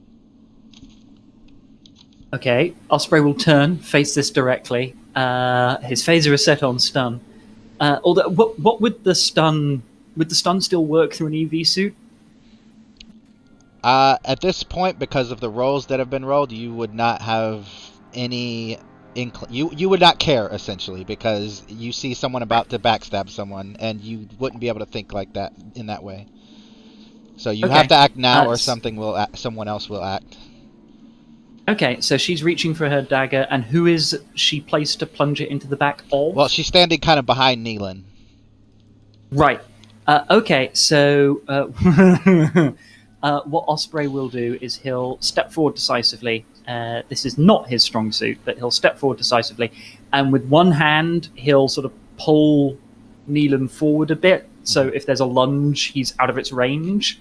And then once that's done, he'll be in a sort of defensive posture once Nealon's been pulled out of danger, and will loudly declare, "Commander, what are you doing?" Is Nealon going to basically oppose or resist his kind of moving you out of the way, or is he completely fine with that? At this point, I'm completely fine with it because I'm sensing danger. I'm sensing that there's somebody around.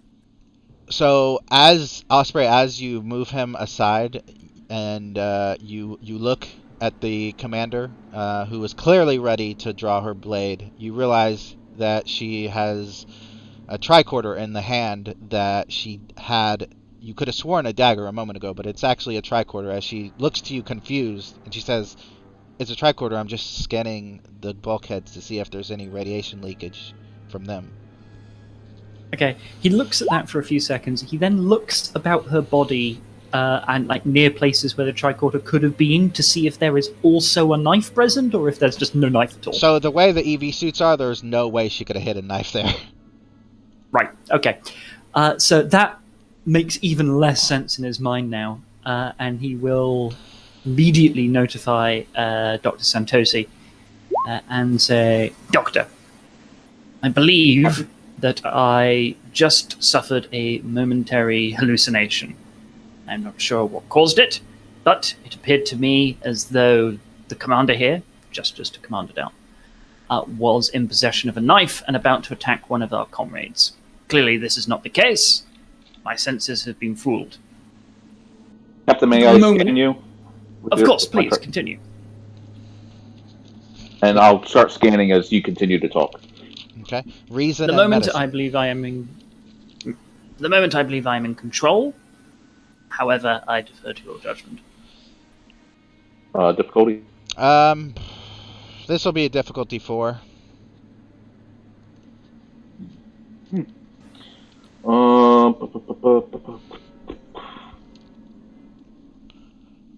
I will use my determination. Helps those in need. Okay. 2 successes automatically. And I'm going to buy 2 more dice, taking us down to 1 momentum. Okay. 4. And you said reason and medicine? Yep. Nice. 2, 3, 4, 5. So you get 1 momentum back. 7. And you're scanning with your medical tricorder, right? 3 momentum back.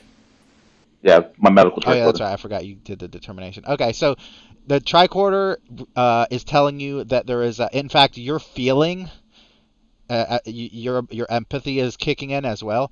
But the tricorder is telling you that there is an alien influence, or at least there was an alien influence on Osprey's mind, and you're feeling another presence nearby as well. And since you rolled, now I get to roll. And Santosi, as you are holding your tricorder up, your body is lifted off the ground and slammed into the bulkhead to your right. I'm going to roll for damage. You take 2 stress as your shoulder is slammed into the bulkhead. As I kind of shake myself off, I just look at the captain with like wide eyes and be like, "Captain, we're not alone." Understood. And then we still haven't had anybody comment on physically what could cause these injuries. What does Commander Dell have to say about that? Which injuries? The plasma radiation, or? Yeah. She just basically like shrugs. Like, I mean, the plasma that we use doesn't really generate radiation, but based on what we've been able to determine with our tricorders, as much as they do work, and as much as what we've been able to determine based on whatever's happening here now, it seems like there is some kind of alien influence on whatever this plasma is that is causing this radioactive fallout. Yes, Captain. Well. I have to agree that there is some sort of alien presence that I felt with my empathic abilities. Clearly, you were affected by something as well. Perhaps this is the cause of these plasma radiation and damage. Well, that is likely, though I will be alert to the physical mechanism by which this could be done. In the meantime, it will take us some time to unravel the cause of this radiation and to undo it, as a result of which I believe our priority should be to reactivate shipboard decontamination protocols decontaminate the ship as best as is possible, and then begin safe evacuation of surviving crew. Let us proceed to the nearest available command station that appears to have lower levels of radiation. We shall and then attempt to reinstate the decontamination protocols from there. Commander Dell, I will be reliant on you to navigate as best as you can the safest possible course through the radiation fields. Yes, sir. And I'll go ahead and tell you that any scan will not be very useful more than 10 feet away. Yep. However, based on the data that your scans are getting, which are not only intermittent but also very unreliable, it is telling you that the lower you go in the ship deck, as far as the decks are concerned, the more radiation there is. And deck 2, which is directly above you, has probably got an auxiliary control station that you can use, and is probably have less radiation as well. Now we're gonna jump real to quick. deck 2. Yep. As you're about to head to jump to deck 2, actually, Samson, you and the chief medical officer and Ensign Viril are moving up a Jeffries tubes, or up a ladder in a Jeffries tube because the turbolifts don't work, towards deck 3, and you get to a turbolift shaft that can't be opened unless someone uses brute strength because of the power being down. So the chief medical officer hops down onto the ledge and allows you to climb up to try to brute force your way in. That's going to be a fitness and engineering roll, difficulty 1. She says, "If you don't mind opening this can of pickles, please." It'd be my pleasure. Don't tell me nobody got that. I did get that, but I was on mute and I was about to type in eyeball. Hold on, let me see if there's a GIF about it. There probably isn't. Oh darn, there's not. Oh, jar of pickles. Why'd I put can of pickles? No wonder. Oh great, now it's literally just gonna show what me did pickles. you want me to roll? Fitness and engineering, difficulty 1. What was her name? Catan? I think it was Catan. Cybernetic supply? Yep. Wow, there's literally not a GIF of it. Or I just suck at... Yeah, I think I just suck at finding things. Alright, so you got 1. Yep, the door opens. Meanwhile, back with Osprey, you guys hear a turbolift door being forced open. I also wanted to say as I open it, your jar of pickles. How do you investigate this, or do you not investigate it? I will say that the quickest way to get to deck 2 will be that inactive turbolift shaft. A door opening is one thing. A door opening and declaring a jar of pickles is quite another thing. That is very true. That is very true. Okay, so you do hear a human voice. We'll say that. Your jar of pickles, ma'am, is what you hear. Probably followed by a bunch of grunting as they try to climb out of it. So yes, that obviously gets our attention. The captain will turn around, see 3 people in EV suits coming up, and will say, as they emerge, he'll be a little safe distance off. If any of them look like they're going to fall, he'll help them, but shy of that. Speaking of which, say, I will say, Dr. Santosi, as you are coming closer to the turbolift shaft, you do recognize an old rival of yours, Lieutenant Commander Rebecca Perry, as an as an unseen force, seems to shove her off of the ladder. So let me go ahead and roll that. And her back slams against the other side of the turbolift shaft, and you hear a loud crack. And then she begins to plummet. Since you have a cybernetic arm, Samson, I will allow you to try to grab her. It's going to be a pretty high difficulty, and it's going to be a security roll instead of engineering. Control or fitness and security with difficulty of 3. And that's just to catch her. Probably going to be another roll to hold on to her. Use momentum to get 4. Yeah, I was gonna say I want to use 2 momentum. Okay. I like to roll at least as many dice as the difficulty, Good idea. or more than. My philosophy. What I said, difficulty 3 or 4? Damn it, my memory said 3. 3. Okay. Three. So yeah, I'll spend 1 momentum. I'm sorry.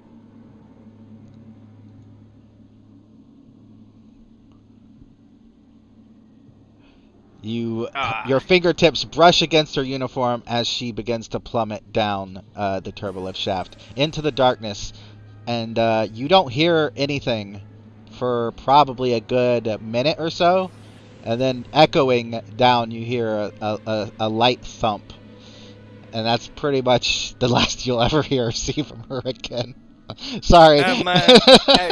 When there's a loud thunk, I slam my cybernetic arm into the bulkhead Yeah, probably dents. I don't know. Maybe. and yell, "No!" Yeah, Viril's standing there on the ledge, like, just stammering, like, Once they're dead, they're dead. Well, we gotta go. I'm like, Yep. Get the others out of the turbo lift shaft, Alright. and then introduce himself as I am Captain Osprey of the USS Legion, here to assist. What is your identity and what is the situation? I'm a Ensign Sampson. The situation is we have an unknown form of radiation permeating the ship. Very well. What are your expertise, both of you? What are your specialties? I'm assigned to the cybernetics research on board. Osprey nods. He's waiting for totally not for real to answer. Oh, he says, I'm just an engineer who volunteered to help with the cybernetic experiment. Excellent. Engineering skills may be of particular use, and you, Ensign, turns to our newest entry, have already proven remarkable abilities. We are heading up one more deck towards the auxiliary command center to attempt to reinitialize decontamination. You may be of assistance, particularly if the ship recognizes your authorities rather than mine. Who here... Aye, sir. Does anyone here besides Santosi have any telepathic ability? Yeah, I do. Alright, so you and Santosi... I'm updated. Okay, yeah. Well, keep in mind, I'm only a contact empath, so I have to be in. Oh, okay. So I'll say just Neelan then. You in your mind you hear a howl, almost like a howl of pain. It's definitely coming from a humanoid individual. This isn't like an animal or monster howl. This is like a anguish, a howl of anguish or pain, and the rest of you can hear it externally as well. However, it sounds a lot further down the corridor. But for Neelan, it's pretty much sounds like it's right in your ear. But you can definitely tell that it's in your mind. And you can also see through somebody else's eyes for a brief second. And you see that it's somebody not in a Starfleet uniform holding a sword in front of them as they're running. However, their body seems to be flickering in and out of reality. And then that only lasts like maybe a second or two. And then you're back to normal. Captain, I had just gotten a vision of somebody with a sword. He was crying out in pain. Did you hear it? Physically, yes. It seemed to be some distance over there, and he points down the corridor in the appropriate distance. Should we go investigate, or should we do the task at hand? Task at hand, focus on decontamination. The longer we get that, the longer that remains inactive, the more crewmen are going to suffer. Aye, sir. I would also minimize casualties as well. But not overload the medical officers while we're handling this situation. Sir, do you want me to walk ahead? I have a cybernetic arm in case there's any obstacles. I stay in the front.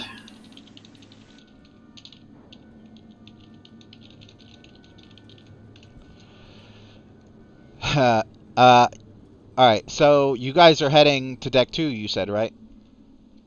Yeah, to the auxiliary command center to try and get decontamination running again.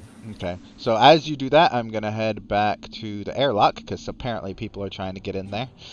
Not you. Not you. Not you. Not you. Not you. Not you. Alright, so it is Carr and Lasco, and you are there as Viril gets there. So who has a better science skill? Nobody, I'm guessing? Yeah, Viril has a 1. Can I have a I just science have a I have a look? 2. Okay, so roll for... My science is I have 4. Okay, I thought this was obvious, but I definitely should have made it more clear. Of the 2 people that I'm talking to at the airlock, Carr and Lasco, not anyone else. I have a 4 in science. Okay, you used to That's be what I an was ops trying to. officer, so yeah. Alright, so Yeah. go ahead and make a reason science roll, and then I guess if the 2, Carr, I think you said you had a 2. If you want to assist, then you can. Otherwise, no. Actually, you know what? You can assist with Can- engineering because you are, I will say you're kind of trying to tweak the tricorder, I guess. Can xenobiology work or no? No. If you were inside the ship and closer to the plasma radiation, then maybe, but not at this stage.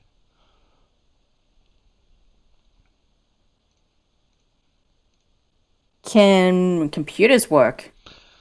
No, because that's too vague. Yeah, I know a tricorder is a computer, but I don't think in this situation you're not trying to like figure a computer out. You're just trying to see what's beyond the door. All right, so you see that the radiation is definitely above normal and basically reaching critical danger levels just on the other side of the door. But you can also see Viril is literally using a hand actuator to try to open it. And by the way, it's an airlock, so once she gets into this door, there'll be another door she has to go through. So it's not like she'll be immediately exposed to radiation. It's on that second door that you're detecting it. But you can't detect anything beyond that. He's going to say stop. She looks over to you and she says, "Why?" You want to die from radiation before you even get to your brother? Well, if I get to my brother, I don't see it making that much difference. We'll need a, I need to get more scans from inside the ship. It's just...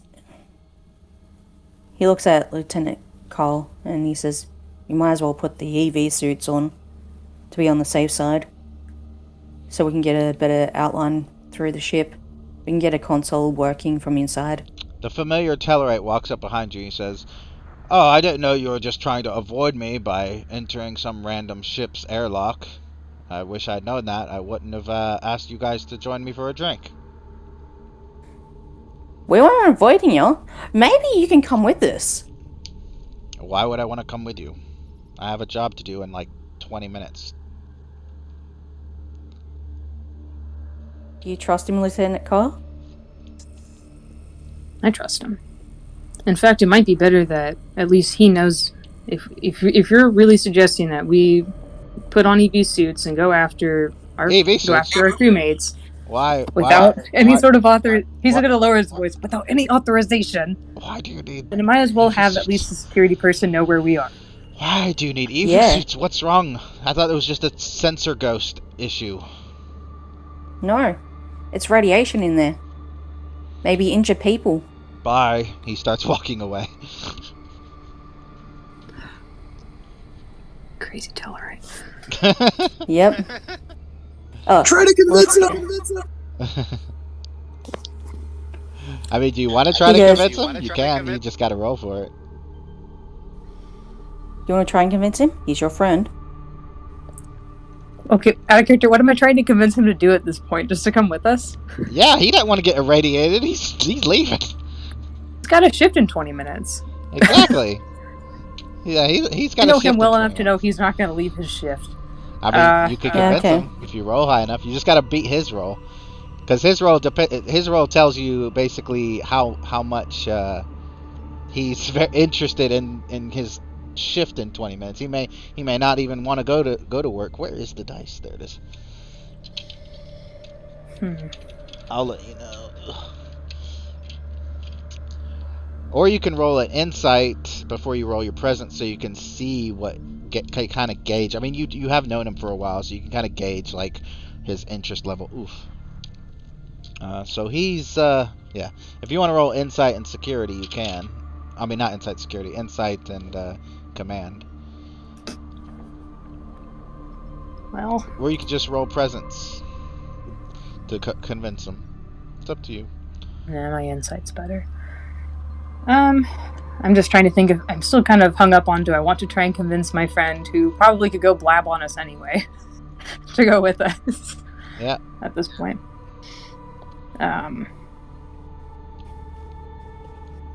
You see Lasgo putting on the EV suit.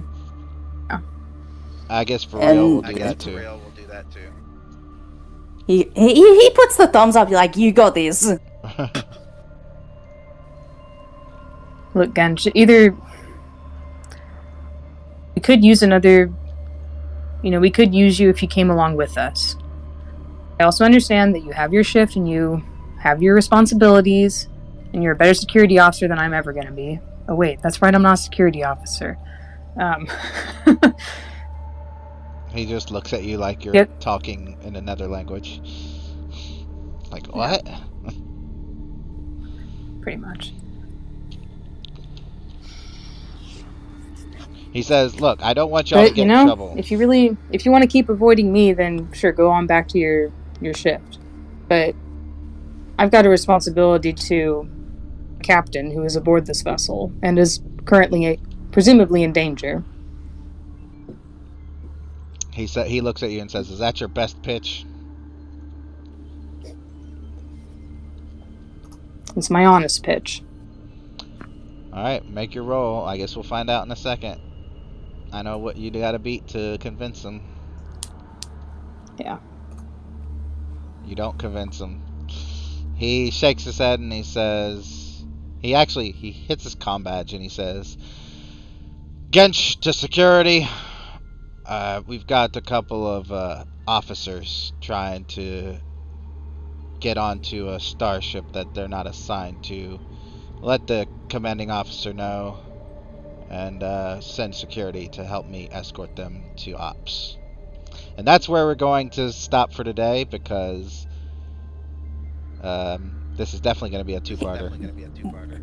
Basically, you rolled an insight command. That was her best shot. I mean, that was Car's best shot. Because she didn't roll presence command. Oh, my presence is worse. Yeah. So that was my best shot. Insight was basically to tell Car how to convince him, which clearly didn't work. Yeah. But yeah, this is definitely going to be a two-parter. I've got to go, and then we'll do reputation and everything next time. Go ahead and